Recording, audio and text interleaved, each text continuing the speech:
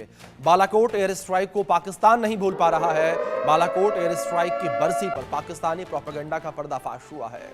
PoK में झूठी कहानियां पाकिस्तान गढ़ता नजर आ रहा है। एयर स्ट्राइक को बदनाम जो है पाकिस्तानी सेना कर रही है और आईएसआई कर रहा है। कश्मीर मुद्दे पर भारत के खिलाफ गलत नैरेटिव पाकिस्तान के द्वारा फैलाया जा रहा है।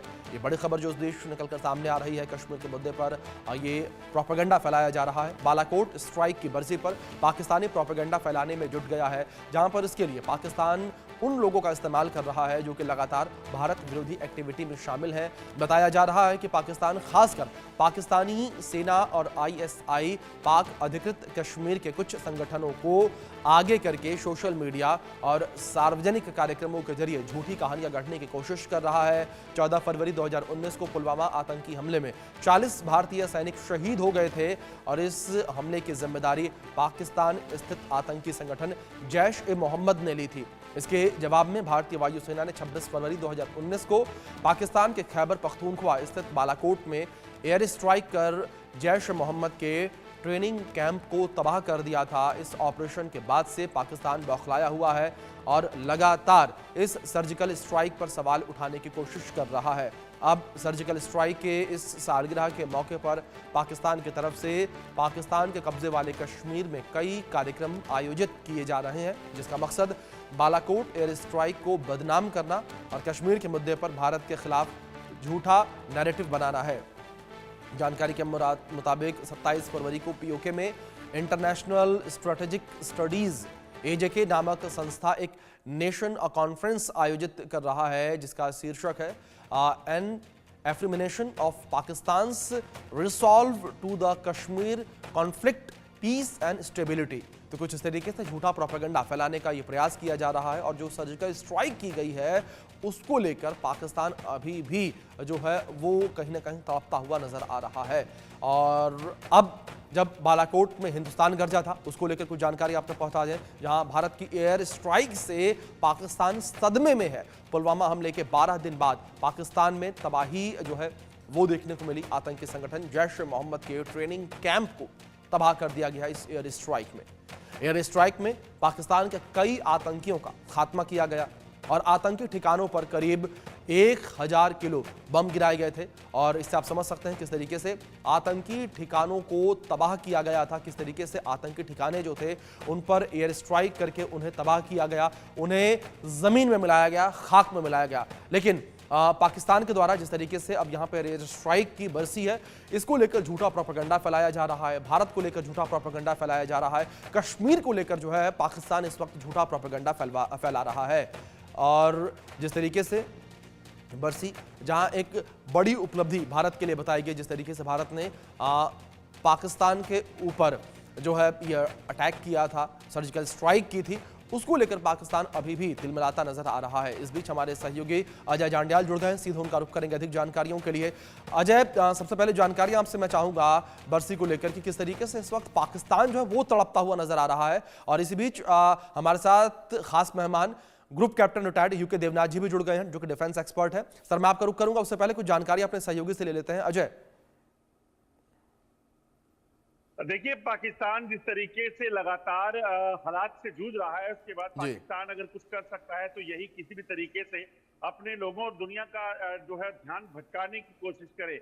आप सोचिए, कल जो हुआ है, बलूचिस्तान ने जो किया, वहां पर चीनी सैनिकों पर चीनी जो कॉन्वॉय थी, जो काफिला था, उस पर हमला किया। उसके पहले आप देखें तो टीटीपी ने हमले किए।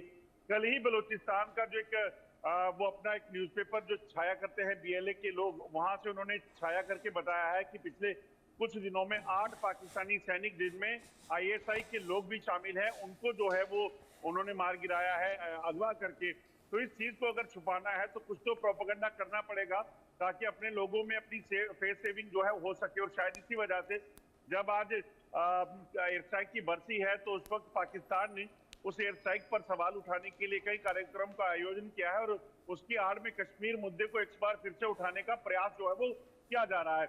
मगर सच्चाई जो है वो दुनिया जानती है किस तरीके से भारतीय वायुसेना ने एयर स्ट्राइक करके वहां बालाकोट हो में जो है या बाकी जो इलाका था जहां पर जैश का उस वक्त एक बड़ा जो कैंप था, ट्रेनिंग कैंप था, उसको जो है तबाह किया। और मकसद बड़ा साफ था, भारत ने कभी कॉन्फ्लिक्ट की बात नहीं की। भारत ने कभी भी दो पड़ोसी के साथ जो है वो रिश्ते खराब करने की बात नहीं की, मगर जब पड़ोसी वैसा हो जो चीजों को समझे नहीं और भारत के लिए परेशानियां खड़ी कर रहा हो, चाहे वो एयरफोर्स स्टेशन पर हमला हुआ पठानकोट में, चाहे वो पुलवामा हमला हुआ, चाहे उससे पहले मुंबई अटैक हुआ, उड़ी में अटैक हुआ, ये तमाम जो मुद्दे हैं, ये तमाम जो वाकया हैं, वो अपने आप में बताते हैं कि भारत को पूरा हक है वो कार्रवाई करने का। और वही भारत ने किया भी।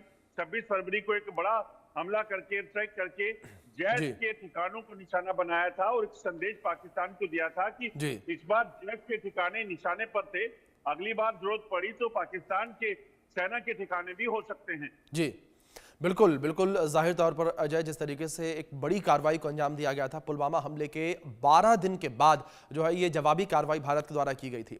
यूके देवनाथ जी, मैं आपका रुख करूंगा। सर, जिस तरीके से करीब 300 से अधिक आतंकियों को इस एयर स्ट्राइक में मार गिराया गया था, जिसे लेकर पाकिस्तान ने कभी खुले तौर पर एक्सेप्ट नहीं किया कि हाँ एयर स्ट्राइक हुई है, लेकिन एयर स्ट्राइक के सबूत कई सारे सामने आए। और अगर इंटरनेशनल लेवल पर बात करें तो इंटरनेशनल लेवल पर भी माना गया कि भारत के द्वारा एयर स्ट्राइक की गई थी। और आज उसकी बरसी, जिसके जख्म पाकिस्तान के ऊपर फिर से हरे होते नजर आ रहे हैं। लेकिन दूसरी ओर जिस तरीके से पाकिस्तान प्रोपेगेंडा फैला रहा है, देवनाथ जी, आप किस तरीके से देखते हैं इस प्रोपेगेंडा को? अभिषेक, पाकिस्तान ने हमेशा ये माना है कि वो भारत से ऊपर है, भारत से एक कदम आगे है। लेकिन जब पुलवामा में उन्होंने कॉन्वॉय पे अटैक करके सीआरपीएफ के 40 जवानों को शहीद कर दिया, तो भारत की जनता ने मन बना लिया कि इसका बदला लेंगे, भरपूर बदला लेंगे और पाकिस्तान में घुसकर बदला लेंगे। इसी के तहत भारत सरकार ने, विदेश मंत्रालय, मिनिस्ट्री ऑफ डिफेंस और एनएसए ने मिलकर एक प्लान बनाया। इस प्लान के तहत पीओके के अंदर इंडियन एयरफोर्स को जाकर जो टेररिस्ट कैंप हैं उन पर हमला करना था। पीओके के अंदर हमला करके हमने जो इंटरनेशनल डिप्लोमेटिक प्रोटोकॉल है उसके तहत कोई गलती नहीं की, क्योंकि पीओके तो भारत का ही हिस्सा है। तो पाकिस्तान क्लेम नहीं कर सकता कि भारत ने पाकिस्तान पर हमला किया। हाँ, प्लानिंग जब हुई तो उसमें फाइनल प्लानिंग में ग्वालियर से मिराज 2000 को लॉन्च किया गया। हमारे पास एक स्पेशल बॉम्ब होता है, स्पाइस बॉम्ब, जो कि laser guided bunker busting bomb है।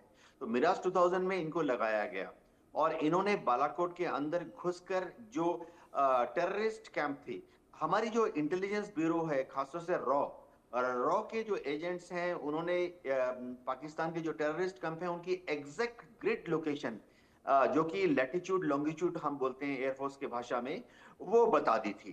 तो मिराज 2000 में एक सिस्टम ऐसा है जिससे कि pilot exact latitude longitude feed करता है और बॉम्ब बहुत ही एक्यूरेसी से ±7 मीटर, यानी आप समझिए करीबन टारगेट के 20 फुट के अंदर ही ये बॉम्ब जाके फटता है।